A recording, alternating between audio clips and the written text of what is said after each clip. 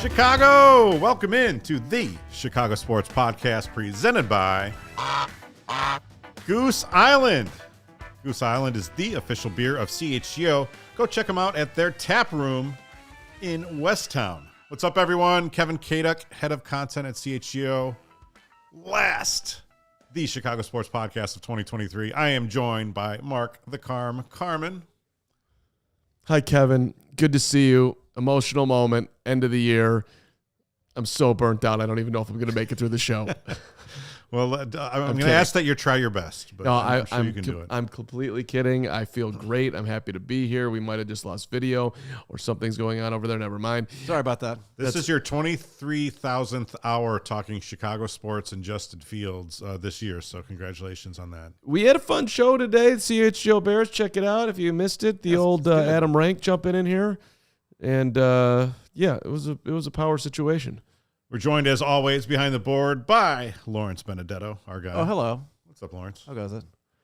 Today we're going to be talking about the top 10 stories in Chicago sports in 2023. I'm going to warn everyone, it's not the greatest list. This is not the late 90s. This is not the 90s. This is not even even 2017 or 2018. I don't know. It ain't shit, man. But it does feature plenty of Connor Bedard. Hey, let's go. This is the year that we set up the future, at least in two corners of the sports world. One. I'm going to go with two. Two. I'm going to go with two. So Connor Bedard. Yeah. And then that's Bears. the Blackhawks. Oh, and then the Bears. I think we think the Bears are in a good place. I do. Okay. I think they're in a really good place. This will be a fun hour. If you're watching the chat, hit that like button and make sure you comment on some of our picks here. This is actually according to a list that I'm going to be releasing on allchgo.com. So if you have any real big problems with it, bring them to me. I'm sure Lawrence will. Want to thank everyone for their support in 2023. It may not have been a great year for Chicago sports, but it was a great year for CHGO sports. And we can't do it without your support. So thanks for all the diehard memberships you've bought. Thank you for all of our partners that you've supported. Thank you for all the super chats, all the comments, all the emails, whatever. You know, Carm goes around town. People yell at him, give him support. It keeps him going, keeps his juice going on and flowing here. So we appreciate it. Got to keep that juice going. True, all of that. For real, it's been a phenomenal year of employment for me, and I think for everybody around here. I can speak for everyone, but I think that is a fair thing to do at this point, and it is true. When you're walking around town, somebody saying hello to me, which happened at the United Center this week, it was a lovely little convo. It's all you've ever wanted. It's true. I was talking to somebody who wants to be in the business. I'm like, listen, first of all, you should pick a lane. If you want to be a talk person, you should do talk. If you want to be a play-by-play person, you should do play-by-play. If you want to be a writer, you should write. If you want to be a producer, you should produce. But the faster you figure out what you want to do, the better. But you're never going to make a lot of money unless you really hit it, and you're going to work really odd hours. But you need to be excited about somebody saying hello to you and wanting to talk sports, because like some people will think you have a cool job. That is actual currency. Yeah. We do have cool jobs. We do. We do. Hey, before we go, we're going to do one. Before we go on with our top 10, we are going to do one last Taking Care of Business award powered by ComEd, and this is going to be a year-long award. So this year's okay, here we go. Wow. Taking Care of Business award winner is also the youngest award winner in this history. 18-year-old Connor Bedard wins the inaugural Taking Care of Business award for 2023. Thank you to ComEd. Connor Bedard owned like a big part of the. I don't want to say Chicago because like the Bears always own Chicago, but Connor Bedard owned as much as you can in this town. He owns my heart. He owned the hockey world. Whether it was his play in the juniors, I mean, everyone was waiting to get this guy. The draft lottery had so much hype and build up around it. half of our CHGO Blackhawks shows this year were just kind of geared towards, do we have a chance of getting this guy? The Blackhawks get him. He comes in, and not only does he like live up to the hype, I think he's exceeding it. I mean, he's almost at a point of game pace. We're taping this a night after he, 2 goals, game winner, at a packed United Center. Look, the Blackhawks are still a far way from contending, but you watch Connor Bedard, and it's. Were you watching at home last night? I actually fell asleep. You did? Okay. All right. So that 8:00 start's tough for an old man. No, I got it. You get up at 3 a.m. to do your workouts. You're a legend. I was up because I don't do that, and the overtime period was unbelievable. 2 minutes of I watched like the last 3 minutes of the third period, and then into overtime, and it was phenomenal action, and then. He scores the game winner in insane Connor Bedard fashion, and they show the crowd. Lawrence, were you watching? Yes, I was. Did you notice the woman in the second row who was literally – there was a random Hawks fan crying like they won the Stanley Cup. Well, last night on the CSGO Blackhawks postgame, they talked about how Jay brought up the Beatles in 1963, how women were crying when they came to the Ed Sullivan Show and all that. Yeah. And that's what they were thinking. Like, is this young woman is she that excited that she got to see that and witness that she's overcome with emotion? It was very cool. It was. And I'm like, oh my God. Because full house, holiday crowd, tickets were expensive last night if you're doing this, if you're doing the game time secondary angle. I mean, it was like $100 to get in there, period. Yeah. So, full festive mood, and then you're there and it's, I don't know, family time, you're having a great time, and then he wins it for you. And they've lost 9-10 to the Jets. They just gave up 5 goals in the third period to the Blues and lost 7-5. So maybe just a little bit in need of something good to happen, and there it was. That's the most hockey talk you'll ever get from me, by the way. That's about as good as I'll ever blacked do. Out. Yeah, so my girls got Connor Bedard jerseys for Christmas. Oh, wow. So it's kind of cool. They've got the tiny little jerseys, which are really sweet on a 7 and 9 year old. We went to the game 3 days before Christmas against the Canadians. Great pick. Great start, but not a great finish. But we had a good time, and I'm looking forward to Connor Bedard being their Kane and Taves, their Hall and Nikita, Jordan Pippen, whatever. You put on the Facebook or whatever social media world. They're all in. Was that overstated? They are in. They're in. So we left early because they're little kids. We don't want to get stuck in the United Center parking lot. And my little one melted down. She wanted to stay till the end. I was like, dude, it's 4-2. They've got 0 push. They're not possessing the puck. They are not coming back. That's adorable. Trust me, this is what your dad does for a living. He knows when there's a chance and that there's no chance. Now, quick question. You spent how much money on the jerseys? They were a Christmas present. Okay. The elf brought them. But they were... Oh, yes, of course. I won't say anything else.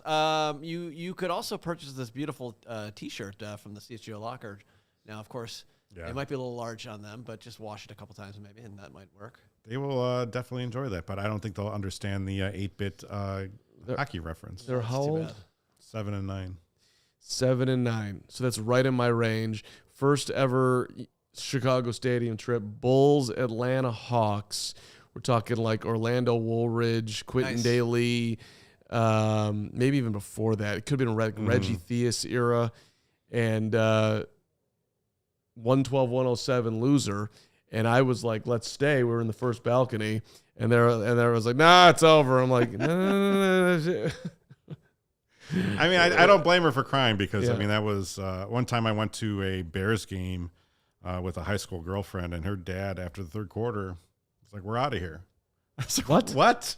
No. I don't like. It was a Monday night game. They may have been playing the Cowboys. No, it was the game the guy fell out of the stands to catch the ball. Oh yeah, sure. That was Packers. I don't know how close it was when we left, but I was still pissed. I would have been too. Are you kidding? We're not leaving. I'm not leaving. Clearly did not end up with that woman. Yeah. Well, I mean, you got young kids, so that's different. But those who leave games early, come on, man, you can do better. All right, top 10 stories of Chicago sports 2023. Here we go. It was a little hard. It wasn't that hard of a list to make. I mean, the obvious stuff was obvious. The bottom of this list, I think there was a couple things. I didn't want to like kind of really give it to all just of like the 5 core teams. And I did want to work in some other things because there were some big stories. So number 10, I am going with an injured Lionel Messi no shows in Chicago for a sold-out game, the biggest in Fire history, the biggest crowd, people paying hundreds of dollars, on the secondary market, actually from the club themselves. And, when those tickets went on sale, people looked at it, hey, it's a midweek game, shitty Soldier Field turf. There's no way the best athlete on earth is going to come here and say, you know what, this is something I really need to lay out for. And probably a week or two leading up to the game, it kind of became apparent Lionel Messi might not be coming up here to play. And then he ends up flying up. People got excited at the last second, and then he doesn't play. I don't even think he came up here, did he? I thought that I don't think he traveled at all. Or was it a last-minute thing? I don't remember. He was rumored on the day of coming. Maybe he didn't end up coming, but right. I'm pretty certain he was here, but he didn't play. And I am 100% certain that my phenomenal junior in high school Lane Tech superstar niece, who's dominating on the soccer field and one day is going to replace Mia Hamm as one of the all-time greats, she wanted to go to the game, and I'm seeing these prices. So I'm reaching out to Fire personnel trying to get the tickets, and I'm not getting any response. And then I'm reaching out again. Who? I'm not getting any response. Yeah. And then I reach out I'm like, all right, last gasp. Can't just ask you one more time, because this guy told me, he's like, if you ever need tickets, reach out. I got you. So that's why. So I felt like I could. Right. Hey, Mark, really sorry. We don't have any extras, but just so you know, I don't think Messi's going to play, so you can let your niece know that. and that's how that ended. It's going to be all right. Yeah. Ian in the chat points out that Messi has already played in Soldier Field Copa America 2016. That is, of course, true. This would be his first trip for the MLS, and Messi going to the MLS was actually one of the bigger stories in the world for sports in 2023. So, but he didn't show up this year, and that is a typical Chicago sports story in 2023. Someone not showing up. It's absolutely true. Yep. This is accurate. Number 9. This is right up Carm's alley. Pat Fitzgerald's 17-year tenure as coach of the Northwestern Wildcats comes to an unceremonious end after hazing allegations rocked that program. For a long time, we thought that Pat Fitzgerald had about the most secure job in college football for anyone not named Nick Saban, right? And that all ended in a very quick span over the summer. Yeah, I hated it. I still hate it. Northwestern's recruiting class this year is 97th in the country and last in the Big Ten. So the Cats had a great year, won 7 games to get into a bowl game, won their 8th game, winning the Las Vegas Bowl, beating Utah was a phenomenal win, and David Braun being the coach of the year was a tremendous story. But and Fitz obviously needed to do better with whatever was going on, but this was not some Penn State situation. I'm not going to try to relitigate it here. So I was just stunned the way it ended. I thought that it was not handled well. Should have been suspended 3-4 games. That would have landed a whole lot different than when they suspended him for 2 weeks when they weren't even practicing. So that just brought so much attention. And it kind of played out so quickly, and not with a lot of due process. It almost seemed like I have no ties to Northwestern. I don't really care one way or the other. How's his lawsuit going? I was going to say, so that's the other part of this. He brought a $130 million wrongful termination lawsuit against Northwestern. That's going to maybe kind of hang over that program. But as you pointed out, David Braun, who was hired as defensive coordinator last, I think, January or February, kind of came into the situation. All of a sudden, he finds himself as head coach of the program. Never been a head coach before at any level, let alone Division I, and did a pretty nice job. Do you have any hopes for him going forward? I do. He did what was a great lesson for anything. Like, he wasn't obviously planning on coming here and being the head coach, but he came as the defensive coordinator, made a point of sitting down with everybody on the defense to try to build that relationship that, you're coming off a team that won 1 game, and guys probably having some serious doubts about who's this new guy coming in from North Dakota State. He also made a point of getting to know everybody on the offensive side of the ball. So when the Fitz thing came down, he got support from that locker room like, hey, you don't need to look outside. We like this new guy that you hired. And then, they play with this huge chip on their shoulder. They're 1-2. They're down 31-10 to Minnesota at home. Team looks like they were lucky to have one win at that point, let alone the fact they were going to turn around that game. They come back and they win that game 37-34. I left, which was... Is that one of your poor decisions in 2023? That was my worst sporting fan decision of because that was just a bad job. But they came back and they won that game, and then they.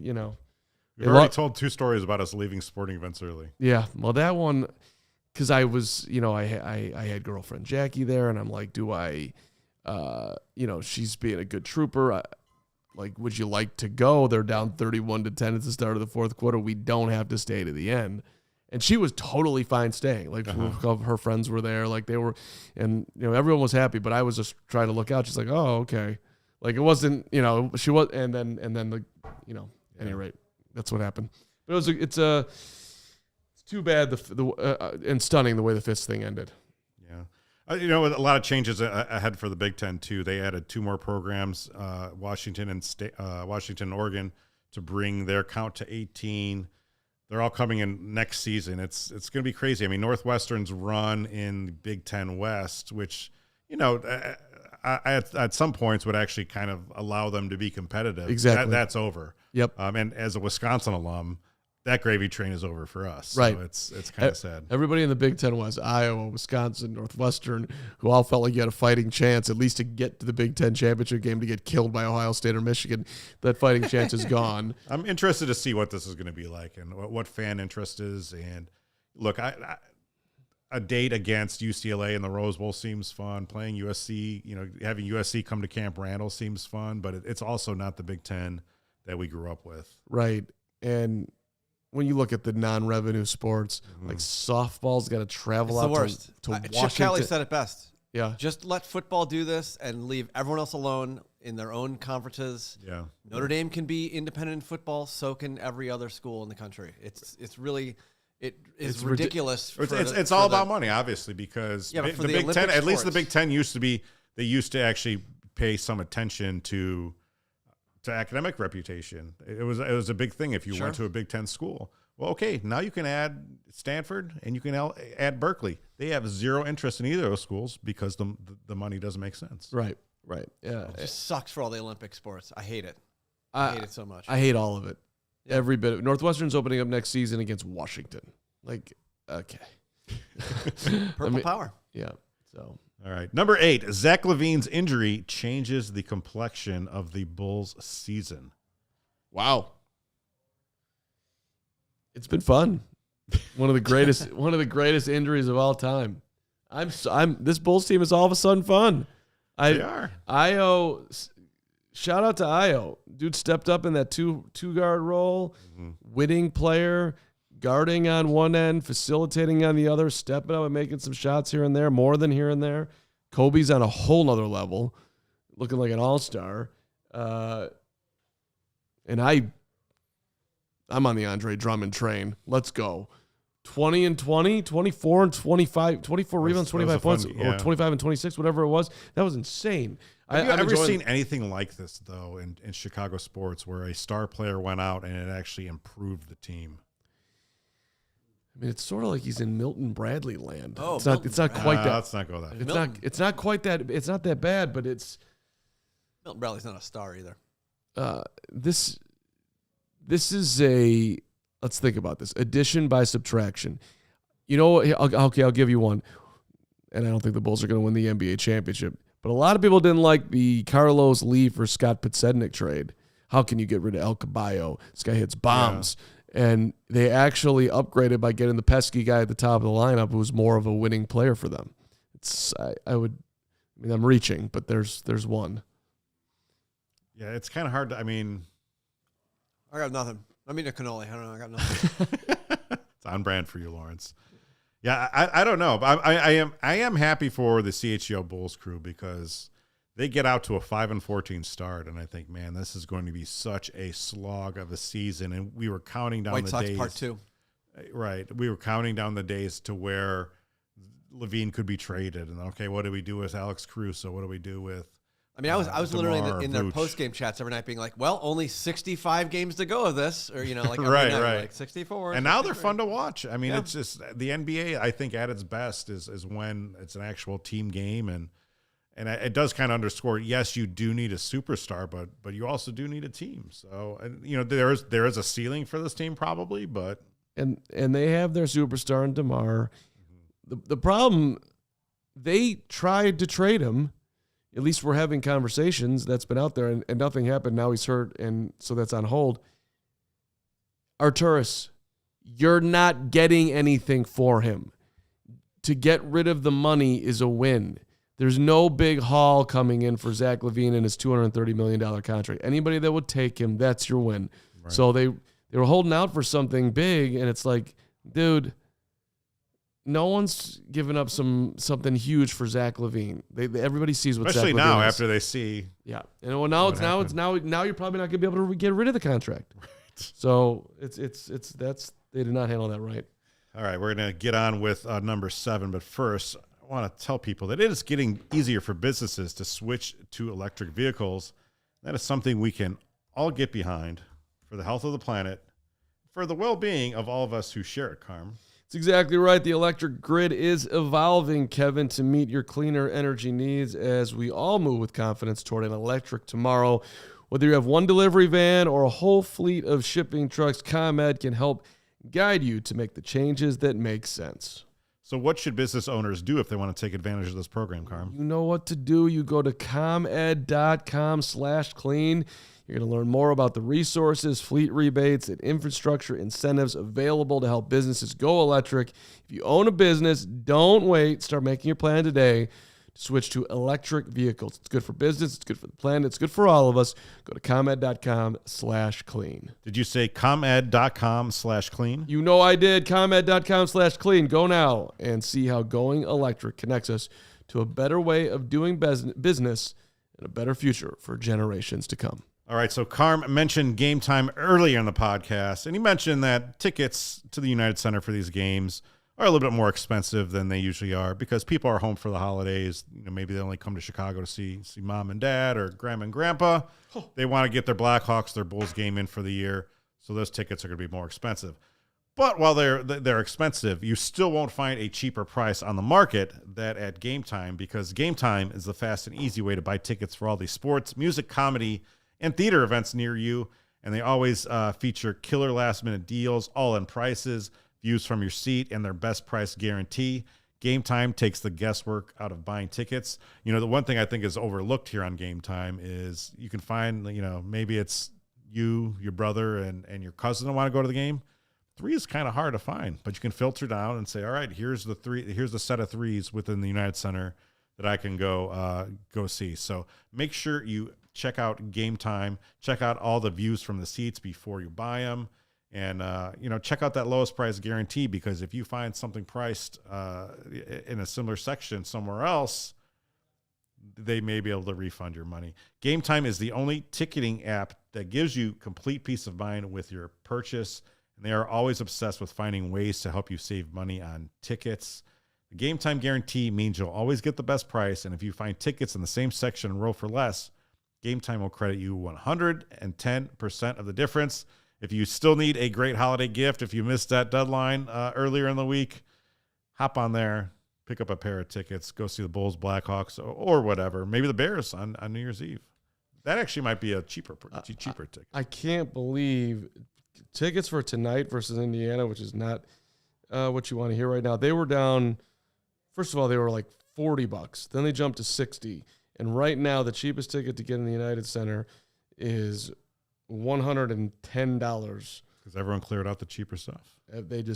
People. But check out, they do those flash deals, so you never know. Well, look, the cheapest all-in, by the way, on Game Time right now is $110. And if you went all-in on other secondary markets, it's well over that. So Game Time's the best value. So download the Game Time app, create an account, and if you use the code CHGO, you'll get $20 off your first purchase. Terms apply. Again, create an account and redeem code CHGO for $20 off. Download Game Time today. Last-minute tickets, lowest price, guaranteed. All right, number 7. We lost some people in Chicago sports, And when I think about people from my dad's generation, there was a lot of great athletes in the 60s and 70s, and we've lost a lot of them over the last 10 or 20 years. And two of the giants that were still left were Dick Butkus and Bobby Hall. Bobby Hall passed away in January. Obviously, his death sparked a lot of conversation just kind of about Bobby Hall, and we all know what comes with that. In October, a few hours before the Bears played Washington, we got news that Dick Butkus died, and that came as a little bit more of a shock because Dick was actually at the opening game against the Packers in September looking pretty good. And to lose someone like Dick Butkus, who not only was, probably on the Mount Rushmore of Chicago Bears, but just on the Mount Rushmore of Chicago sports, because he went to Chicago Vocational High School, was a star there, son of the South Side, went to the University of Illinois, just kind of defined the position there, and then, of course, starred with the Bears for so long. That was a big blow. And then my dad apparently ate lunch with him every Friday at the University of Illinois. Your dad did? Yeah. After he passed away, my dad started telling me this. I said, yeah, because my dad played football in high school and played against him apparently, but lived in the dorm near him or something, and so they knew each other. I was like, what? Okay, Dad. Right on. Seems like you should have mentioned that before. Yeah. Didn't ever hear about that. I think those are the two biggest deaths. But then the third one, I think you also throw in there is the death of Rocky Wirtz, I think in August. And that obviously had a lot of ramifications because his son Danny now takes over as the fourth generation of the Wirtz family to run the Blackhawks. But anything really kind of stick out to you about any of them? Well, I mean, the Butkus thing, I've interviewed him. It was a treat to be able to talk to a legend. The day of it, I remember you reaching out to me, like, have you heard anything about Dick Butkus? And so I reach out to Dan Hampton, name drop, who's, knows, friends with Dick, the whole thing. Yeah. And he was like, yeah, no, I saw him 5 days ago, completely healthy. So like, I was thinking that it was a non-thing, and then about a half hour later, the news came down. So obviously, the source that you would. Did we ever find out what I think it was a heart attack, if memory serves. But just did a lot of great things on and off the field. I think his foundation or whatever charity work he was doing a lot of with mental health stuff. That was just sort of the soft side of Dick. Mm-hmm. But it was, that like in Chicago football sports names, period. Right. I mean, Dick is way, way up there. So that was. There's not a lot of people left from that really era. I think probably the two most visible right now are Billy Williams and Fergie Jenkins. Mike Ditka to a much lesser degree. We don't see a lot from Mike lately, but now it's kind of like now the guys that we grew up with are kind of becoming the old timers, which is crazy. It's like now, your Ryan Sandbergs and maybe even like a Frank Thomas is considered the old timers. So, right. Ozzie Guillen. Ozzie managing, and where's he managing? He won something this year. I saw that. Was it like Venezuela? Was it? I mean, that's amazing. Yeah. But I don't want to say what I'm going to say here, but like you say that, and it's like MJ 60. MJ, I should have said MJ, Scottie Pippen. I mean, they don't come around much. So he's gonna be 61 in February. All right, number 6, Kenny Williams and Rick Hahn fired in the middle of a 101 loss season. That was a bit of a surprise. I think that kind of came down at like 5:00. I was taking my kids somewhere, and later, like, wow, that actually happened. Yeah, 3 weeks after the trading deadline. Later, I mean, it was. I was, for whatever reason, I was at Guaranteed Rate that night. You're a huge Sox fan. Were you there for the it was like a video about the hat or something? Maybe I'm misremembering this. I think I was there the night that that Rick, he announced, maybe he announced that he was stepping down. Was that how that went down? No, they were fired. He got fired. So then he was there to announce a trade. They had moved that they had made a major deal, and then what it would mean. They trade like Jake Berger or something. It wasn't the Berger trade. It was. That's the only. Giolito. I don't know. Yeah, that's right. That's exactly that's what it was, and that's like, and people were asking, well, what does this mean for you? What do you want to call? And you could just see that. Like, I don't know. I don't know. I don't know if I'm going to be here or not. And then a month later, he was out. So it was obvious that some change needed to happen. Obviously, the scene has been a bad one for White Sox fandom for the last 2 years, but it wasn't very satisfying because. They move these two guys on, and then they move up one of their proteges, and Chris Getz directly into his job. And look, Chris Getz may do a great job, but the absence of any sort of like due process or an actual search is just kind of like, well, this is why the White Sox are what they are. They're an unserious franchise. Well, I don't think the franchise has ever been lower than where they're at right now. I mean, if the White Sox send out season's greetings on Twitter, the responses back are like, the one finger salute. I mean, people are so angry right now. And then you throw in, Jason Benetti's now the voice of the Detroit Tigers. The club's not winning. Pedro Grifol resonates with no one. It is a tough time right now on the South Side, and only 162 games to go in the 2024 season. Yeah. I played with where to put Jason Benetti's departure on our list, and ultimately he's on our honorable mentions, which we'll cover later. But yeah, I mean, so many bad things happened. Tim Anderson played his last game, and I don't know if that was a bad or good thing, but they let him walk without anything. Or I mean, it's a terrible ending to a guy that's absolutely. He was face of franchise, hit bombs into cornfields. We changed the game of the whole thing. I mean, he gets knocked out by Jose Ramirez, which was a memorable part of this year, but not a good outcome for the White Sox or Tim Anderson. Some woman comes into the game, somehow ends up getting shot for reasons that have still not been told. She snuck in. She had the gun in her pants. No, in her fat folds. In her fat that fold. Has not been confirmed. Is not confirmed? I mean, it sounds like a great story, just like, but it's... She hid the gun. Maybe it's not. Okay, maybe that's not right. That's amazing, that story. 2023, clearly forgettable for the Chicago White Sox. They lose 101 games, and somehow it's still not even the worst output in Major League Baseball. I think it was, the fourth? I don't know. They sucked. It was terrible. The Rockies were worse. The Royals were worse, and someone else. Pirates? I don't know. Seems like they're always terrible. What's up, Baloney? He says, I do not envy Herb and Sean having to talk Sox every day. Don't forget Vinny. They do a great job covering a tough product. Thank you. Completely agree. Thank you very much. Yeah, nowhere to go but up, baby. It was a tough Number game. 5. Cubs hire Craig Counsell away from the Milwaukee Brewers after firing David Ross. That one was a shocker. I think of all the things that kind of come out of really left field, that one was definitely one we did not see coming. No doubt.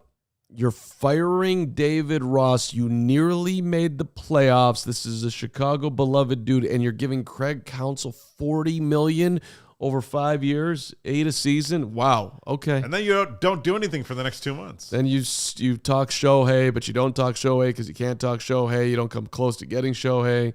Now, are you going to pay market value for Cody Bellinger?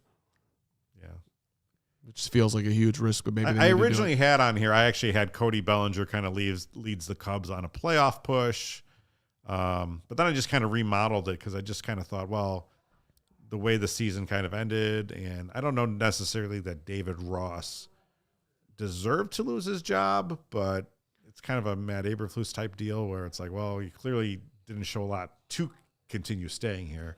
The upgrade was there. And the Cubs took it. That's an interesting parallel we could draw. Thank you for that.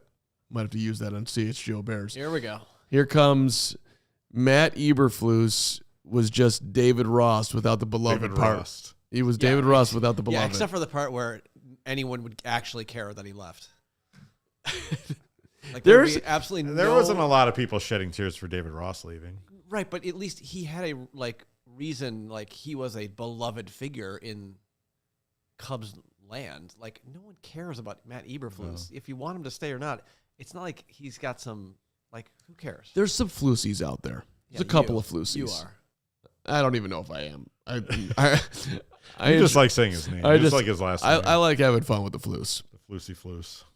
He's such a good Flus. Number 4, Jonathan Taves and Patrick Kane say their goodbyes. It wasn't a package deal. Patrick Kane was traded away on the last day of February to the New York Rangers.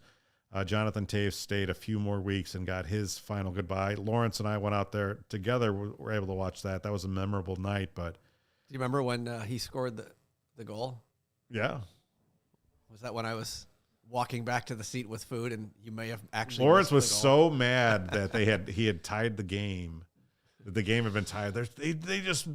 He came back here. He was in Cody Del Mendo land. Well, I wasn't. They just blew their chance of getting Connor Bedard. It wasn't great. But remember, then Taves also missed the breakaway. Correct. Yeah. He blew it in overtime.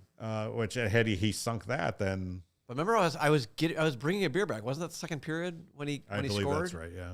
And you had to stand up to let me by, and I believe he scored as that was happening. Both missed, yeah, I think that's right. And I was like, oh, sorry. Remember Patrick Kane? I think Patrick Kane. We were in the building. We saw it. Patrick Kane in his second to last game actually buried the overtime winner, kind of from a similar spot to where Bedard was last night. So, you know what? It was time. I think there's still part of me that wishes Patrick Kane was on this team. I think he ditto. Yeah, I still think that he'd have a lot of utility here. I didn't really buy they got to move on. I think that Patrick Kane could probably teach Connor Bedard a lot of what to do and what not to do as an 18-year-old. You could have signed me up for it. Yeah. He doesn't need to be in Detroit. Come on, man. Because there's just part of me that's it's still weird to me that I'm looking on the ice, and 1988's not going to come over the boards. I get it. What do you think happens with Taves? You think I think it just kind of fades away. I don't think it. You don't think he comes back again? I think he's done. Yeah, I hope so for his own health. Okay, I read something where he certainly wasn't ruling it out. Yeah, so he didn't retire, but that whole thing was weird too. Remember, the Blackhawks put out a thing, and they're like, "This is Jonathan Taves' last game," and I'm not saying that, but thank you to the Hawks. Right. I'm glad that we got a chance to say goodbye. I remember when you guys were going. Number 19, my favorite player. Felt like a big night. Yep. Yeah. All right. CHGO is supported by Goose Island Beer Company. It's Chicago's beer since 1988. We know and love that beer roster. They got the Beer Hug family, 312 Wheat Ale, the Full Pocket Pills. Lawrence, I picked up 2 bottles of Bourbon County Brand Stout and a Benny's trip last week. Treated myself. Oh, yeah? I got one of the original bottles. Original flavor. Okay. And then I got one of the variants, the Bananas Foster. Ugh. No, not a big fan of banana beer. I hate bananas. I love bananas, so I'm looking forward to enjoying that on Christmas Eve. New Year's Eve. All right. Well, I'll be here watching the terrible Chicago Bears play football. Well, after that, you should go over to the tap room on Fulton Street, grab their ultra fresh brewery exclusive beers at Goose Island. The original brew house, Goose Island Beer Company, Chicago's beer. And a shout out to our friends at Midtown Athletic Clubs. There are 4 of them in Chicagoland, 1 in Palatine, 1 in Bannockburn, 1 in Willowbrook, and then the Midtown Athletic Club, a hotel in the middle of Bucktown and Lincoln Park. Midtown Palatine has launched a multi-million-dollar transformation of the club. The club was sweet already. It's going to be even better. That should be done early 2024. And, Midtown Chicago, basically the nicest fitness club you've ever been in. Thank you to Midtown, by the way, for hosting us for dinner one night over there and played some tennis. That was awesome. Kevin got injured, but then recovered beautifully because he was at Midtown. Still not invited to that night, but that's fine. Not over that. We missed you. There is something for everybody, including Lawrence there. Children, by the way, are included with the family membership. Look, indoor pool, outdoor pool, hot tubs, boxing, yoga, spin, cross training, the greatest tennis courts ever, pickleball courts, paddle tennis, all of it. Just absolutely phenomenal. Take care of yourself, have some fun, make some new friends. Head over to midtown.com/CHGO. You can find out more, and you can tour the Midtown Athletic Club nearest you. Got any New Year's resolutions, Carm? So, yes, I do. I haven't put them all down yet. Okay. But any fitness-related ones? Yes. What are they? Well, we're focusing on flexibility and strength. I haven't dialed up like a marathon quite yet. No, but flexibility, strength, and early goal is to swim once a week. Oh. Get the swim in the repertoire. I've never wanted to do swimming.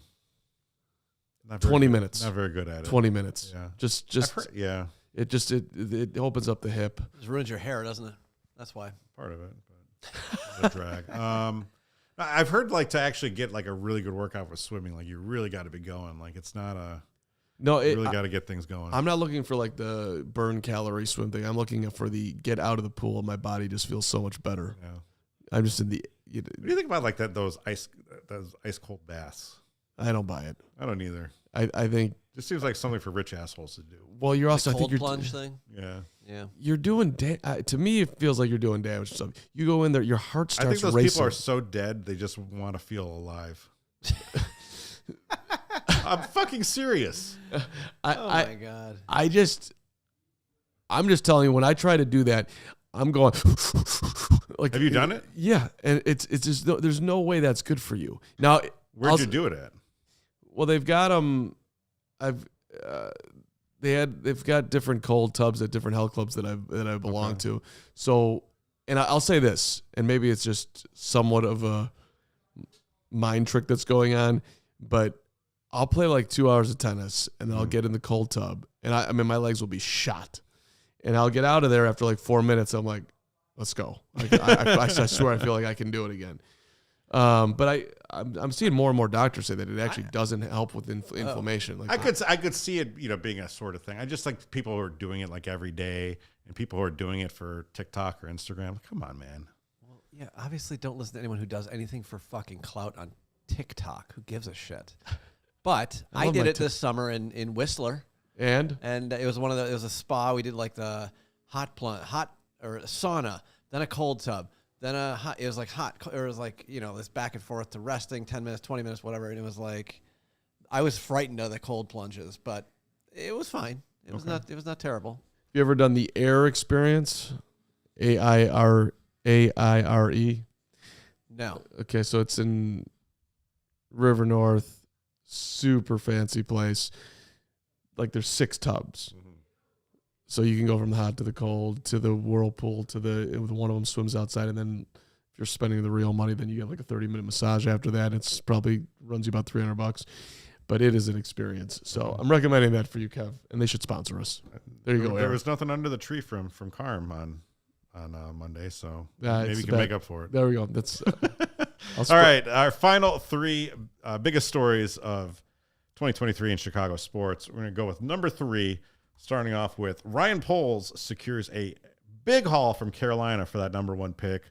Kind of folded into that is the emotions. And we did feel alive when Lovie Smith wrapped up that win, Texans over Colts, on week 18 of last season. That was my most fun day on the CHGO Bears podcast last year when it happened and Greg Braggs humped the inflatable bear and Corey Wooten was here and the one balloon was born, and it was so completely came out of nowhere that happened, but it happened, and now we're in the middle of enjoying it because God bless the Carolina Panthers. Let's go. And it sets up like what could be a top 5 story for next year. I mean, maybe even the number 1 story, because if they get the number 1 pick, I mean, it's already it's just locking in as 2024's top story. Because no matter what the hell they do, it's the biggest damn story that we're going to be talking about for the next. What if the Bears? How many months?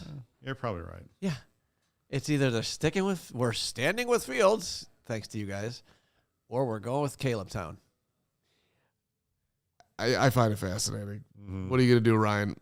Because if you do it right, whatever it is, you're setting the franchise up, and if you do it wrong, we're going to continue to be living in Deathland for however long. You just have to give Poles credit for identifying the Panthers as the team to trade for. I mean, I don't know how much he knew, but to actually recognize that number 1 pick in 2024 was going to have that much value, that Bryce Young would not change their fortunes that much. I mean, it's just huge because you trade that number 1 pick, you get DJ Moore, you get a 2nd-round pick that turns into Tyreek Stevenson. You get the number 1 pick in then you also get, the pick that turned into Darnell Wright. You get whatever happens at the top of this draft. And then I think you have a 2nd rounder in 2025. Is that right? I think so, right? I think so. That sounds correct. I'd have to double check the old right Carm ledger here, but regardless. So like every time Velus Jones Jr. does something dumb, or you think about, you see Chase Claypool sitting his ass on the sidelines in Miami. You think about the haul that Ryan Poles orchestrated there. Yeah, no GM is perfect. Poles has done a very good job. He has put himself in position to be a legend. And yes, it is 2025 second round pick.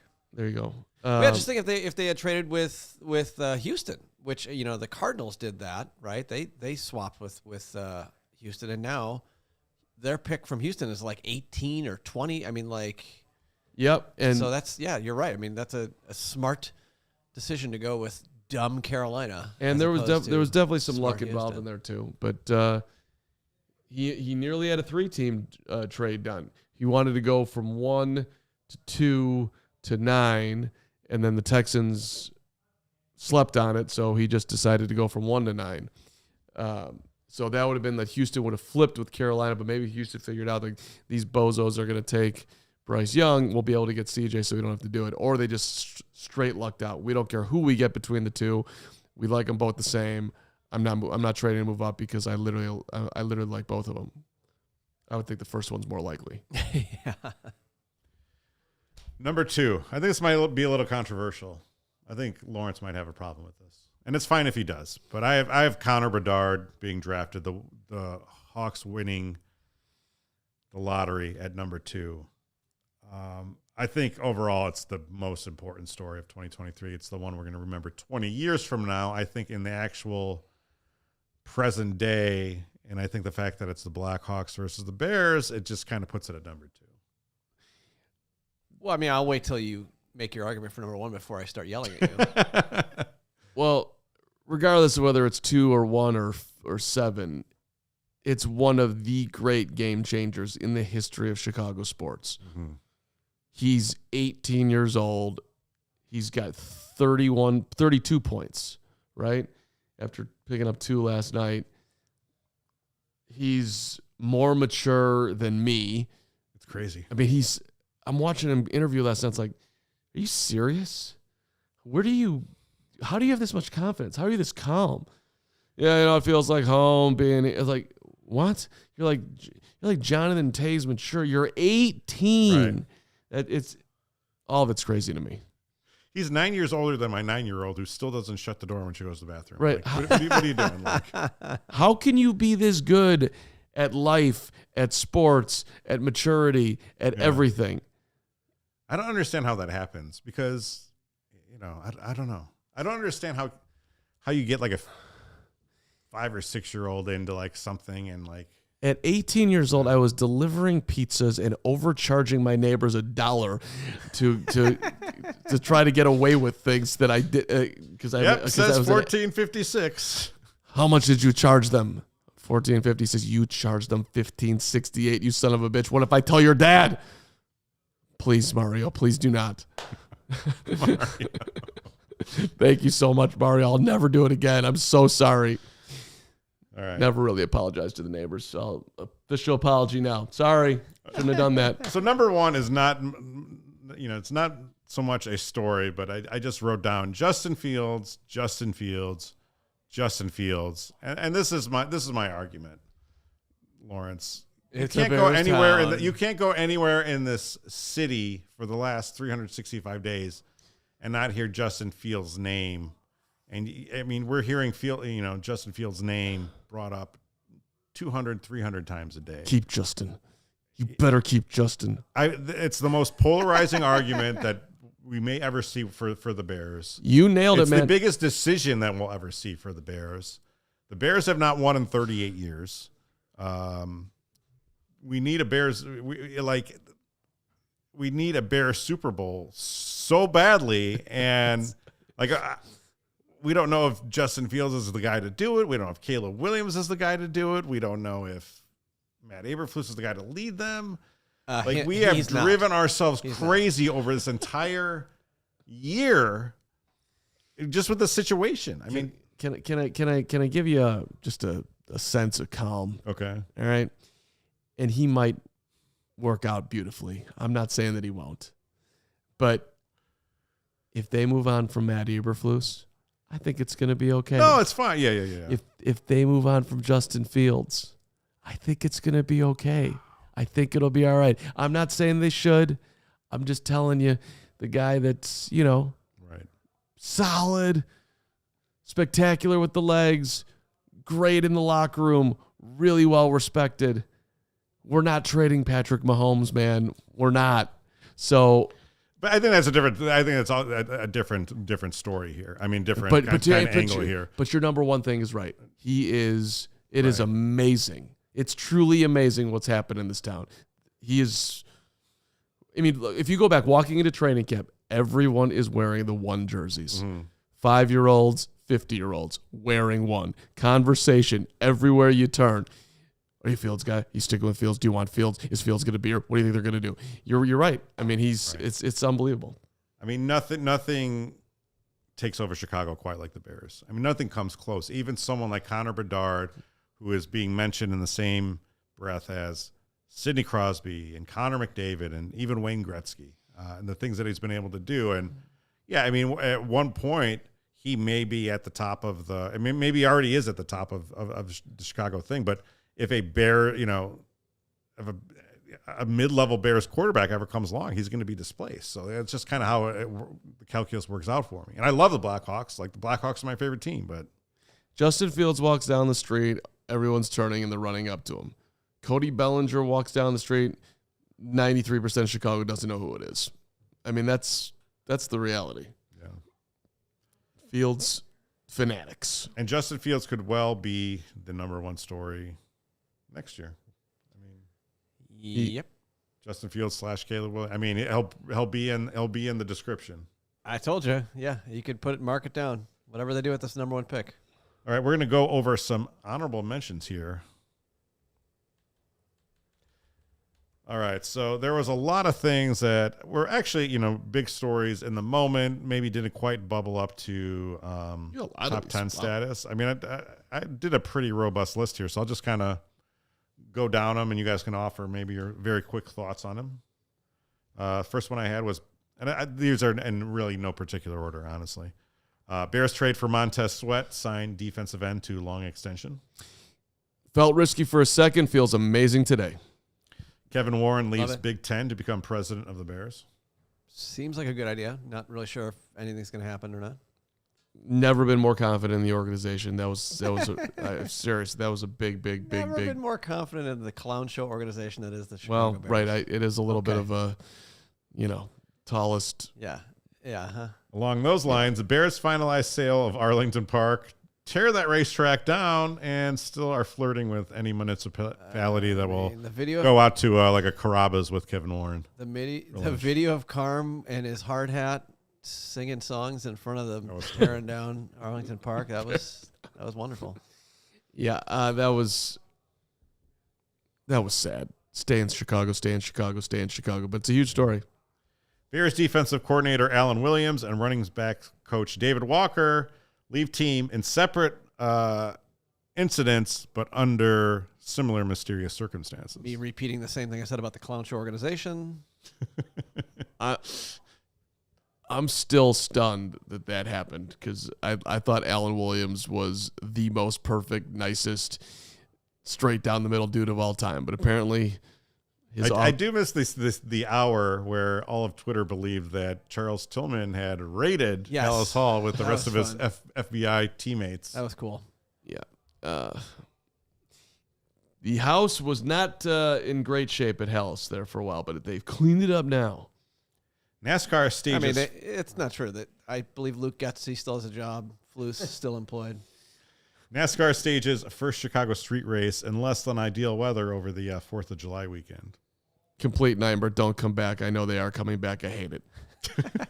When are we getting Brandon Johnson on? Remember you were in touch with the mayor's office on his inauguration day. You were trying to get Brandon has a lot of issues right now. I think Brandon needs to go on a sports podcast. I think he should. Why not lighten up the mood? I haven't reached out. Carm will grill him on the migrant issue. I haven't reached out for about 3 months. Carm has some solutions. Listen, Brandon, you're all the chair is welcome. is open, and you are welcome. We would love to have you. I've reached out to your guys. Yeah, Brandon, should we keep Justin or should we go with Caleb Williams? That would be something that we would ask you, Brandon. We wouldn't necessarily ask you about how Chicagoans are getting completely screwed on 7,000 things. We'll talk sports and have a little fun, and then I'll give you my plan on how to keep the Bears in Chicago, and everyone will win. And the chat will be very toxic. It'll be great. Kelvin Kiptum breaks world record at Chicago Marathon. Yeah, okay. Sky make playoffs after the midseason departure of James Wade. Hire Teresa Weatherspoon as successor in offseason. Actually seems like the Sky weathered that pretty well and weathered that spoon. Yeah, weathered that spoon. I'm excited for a Spoon era. She won the opening presser, that's for sure. She did, yeah. Corey Perry dismissed from Blackhawks after unacceptable conduct. Not great, Bob. We know everything that came with that story, which was total weirdness. That Kyle Davidson press conference was top 5 trafficked videos for us over this year. Yeah, I believe it. Liam Hendricks returns from cancer battle before season-ending elbow injury. We're going to miss Liam here in Chicago, that's for sure. Great dude. Jason Benetti leaves White Sox broadcast booth for Tigers. That almost kind of feels like it could have been top 10, honestly. That's pretty big. It was a big deal. It is a big deal. But he's still just an announcer. I mean, it sucks. It's huge. Yeah. But he's also. I think it's big if you think that Jason Benetti would have been in that job for another 10 or 20 years, which I don't necessarily know that he was. Lifelong Sox fan has dream job, chooses to leave organization to go work for rival team in worst city. It's insane. Now that you put it that way. It's insane. Yeah. I mean, I don't know. It's weird. I don't know if it's top 10. Pat Hughes inducted into Broadcasters Ring of Hall of Fame. That's a good one. That's a positive one. Mallory Swanson tears patellar tendon, missing out on World Cup and changing fortunes of the Red Star season. That sucked. Laura Ricketts-led group buys the Red Stars. That's cool. Fire hires Frank Klopas as head coach again, but miss out on playoffs on season's final day. Talk about a clown show organization. Frank Klopas. And that was 2023 in Chicago sports. I didn't realize they had a chance for the playoffs in the final game. No, not a lot of people did. What, the Fire? Yeah. I mean, basically, most of the MLS makes the playoffs, so the fact that they've, again, missed the frickin' cut, it's just really pathetic. They're a horrible organization. So no teams won a playoff game in Chicago sports in 2023. The Chicago Sky were the only team to make the playoffs, and they were swept 2-0 by Las Vegas. They made the playoffs with a under 500 record. 7 of the 8 teams that we have podcasts for finish under 500. So, Carm, let's just pray and hope for a better 2024. Yes, please. It's time. I hope that the highlight of my of the NBA basketball season this year is not the Bulls getting into the play-in game and getting almost beating a Miami Heat team that made a run to the finals. We'll say shout out honorable mention that you did not have in there the fine Wildcat basketball team making the NCAA tournament for the second time ever. There you go. Was an amazing. It was an amazingly fun year, which I thought that Chris Collins was going to get fired. I did enjoy watching that game in Indianapolis that they lost with Braggs just screaming at you as there was I believe 20 people all standing around a bar that was actively trying to close as we were just standing there. And they kept kicking us sort of further and closer to the door and turning off other TVs. And then Bragg's just screaming at you the whole time. Yeah, I thought that they had lost their tournament bid that night, and I wanted to kill him, and I don't know why I didn't. You should have. By the way, Skokes and Lucy B talking about Rocky Wirtz. We did mention Rocky when we were talking about Chicago sports legends that died, Butkus and... sorry he didn't make the graphic on the screen. Right. Butkus, Bobby Hill, Rocky. All right. I'm looking forward to going to the Rocky Bar at the United Center and having a Manhattan. $17, by the way. You asked last week. That's not. Honestly, that's not terrible. I predicted 18. So overall, I mean, if you went to your standard bar and got a old fashioned, it's at least $12 $12, 13. Yeah, so I'm sure this is premium, delicious United Center. We talk about the one of the greatest things I think that happened at the United Center was the walk-in, walk-out markets. Yes. That's changed. In the 300 level, it's changed.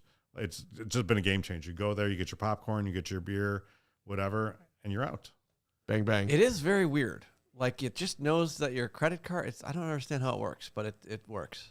It's crazy. Jeff Bezos is somewhere, and he's just tailing it down. I thought you were going to say one of the best moments in Chicago sports in 2023 was when Eddie Vedder announced that Chris Chelios was going to be going to the rafters. I was there fun. for that. That was exciting. Fun. The Chelios family, their broadcast talents, hats off, man. They're good. They're good. Yeah, Cole Kmet joining CHGO, that was fun. that was cool. Yeah, That's good. CHGO winning the Cup League, the softball championship. Huge. Carm has been waiting for exactly an hour now for you to say something about this. I mean, it should have been number one. I don't know how it wasn't. It was number one. I mean, when a week after the fact that whoever we played, I can't remember the team, was complaining that about our roster. Yeah. Okay. The world champs right here. Yeah. Yeah, we won playoff games. CHGO golf outing was awesome. That was fun. Looking forward to a big 2024 here at CHGO and with Chicago Sports. Again, thank you for all of your support. Make sure thank you. You tell a friend about the Chicago Sports Podcast. We're here every Thursday afternoon, just getting the job done. But I want to wish everyone else a happy New Year. We all silly like the mayor.